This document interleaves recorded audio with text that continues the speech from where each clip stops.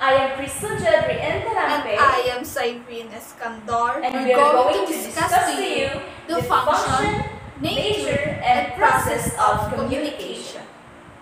So, what is communication?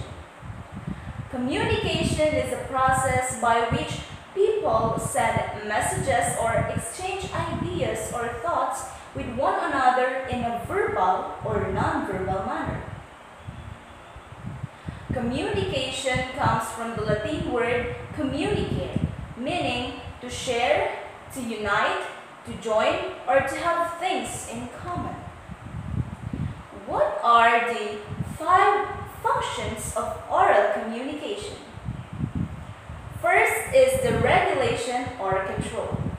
To control the behavior of human beings. It can be used to regulate the nature and amount of activities humans engage in.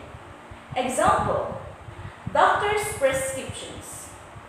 Take your medicines 3 times a day. Another example, friends giving advice on what to do. Move on, he doesn't love you anymore. Number 2, social interaction. It is used to produce social relationships, to develop bonds, intimacy, and relations. It is also used to express preferences, desires, needs, wants, decisions, goals, and strengths. It is also used for giving and getting information. For example, marriage proposal. Will you marry me? Another example is invitation. Would you like some coffee, tea, or me? Third one is the motivation. It refers to a person using a language to express desires, needs, wants, likes and dislikes, inclinations, choices, and aspirations. Number 4 is information. Communication can be used for giving and getting information. Giving information usually comes in the form of statements of facts. Example, did you know that there's a secret apartment at the top of the Eiffel Tower?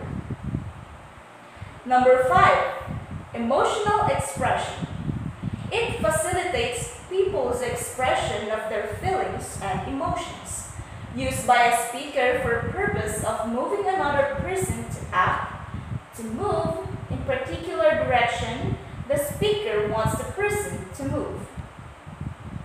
Let's proceed to the nature of communication. Communication is a two-way process. Communication is systematic. Communication is complex. Communication is irreversible. Communication is proactive. Communication is symbolic. And communication is individually construed. First one is that communication is a two-way process. Communication is a two-way process wherein the message in the form of ideas, thoughts, feelings, opinions is transmitted between 2 or more persons with the intent of creating a shared understanding. Number 2 is the communication is complex. Communication is complex since we all have different attitudes, beliefs, and values. People tend to communicate and perceive others based on those beliefs and values. This is where potential problems begin to emerge. Example, when people discuss and debate major issues such as the death penalty, legalizing marijuana, or animal rights, their beliefs and values conflict with each other. Such variables as age, sex, race, and social status often affect our communication with others. That is why communication is so complex. Number 3, communication is systemic. Communication happens within various systems. Society is comprised of systems. Each system has its own patterns of communication, language, and vocabulary, and rules that depend on elements such as the behavior and shared experience of its members. It is a change in any part or element of a system. It affects the system of communication as a whole. And because each unique individual is part of a system, we could say that no two systems are exactly alike. Fourth, communication is irreversible. Since communication is a continuous process, it is impossible for one to actually take back what was said. Once an utterance has left someone's mouth, the consequences has already left an impression of the listener.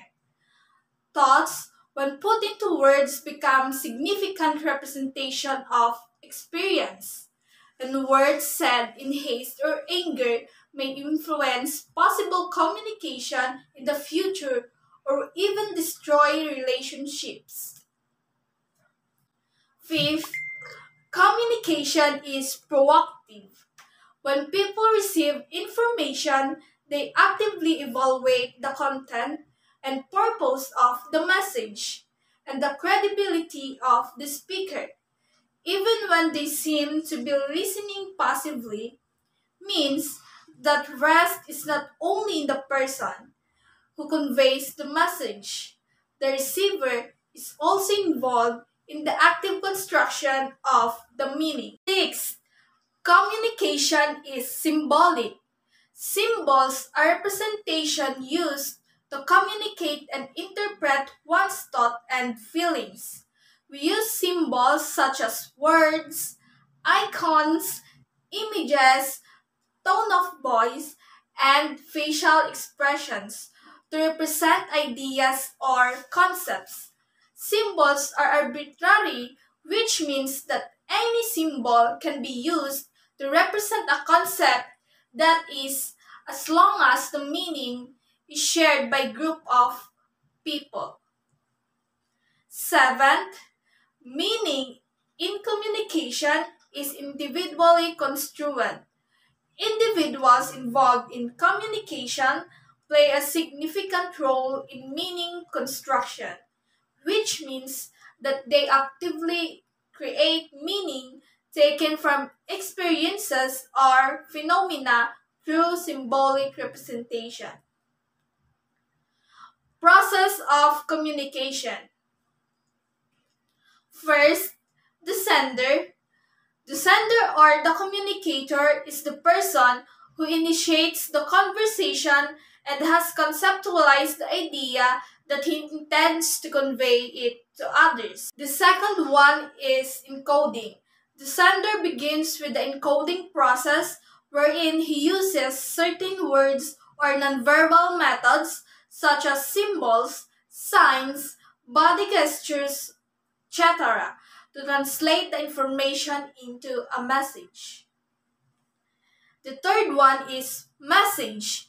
Once the encoding is finished, the sender gets the message that he intends to convey. The message can be written, oral, symbolic, or nonverbal, such as body gestures, silence, sighs, sounds, etc., or any other signal that triggers the response of a receiver. Next one is communication channel. The sender chooses the medium or means through which he wants to convey his message to the recipient. It must be selected carefully in order to make the message effective and correctly interpreted by the recipient.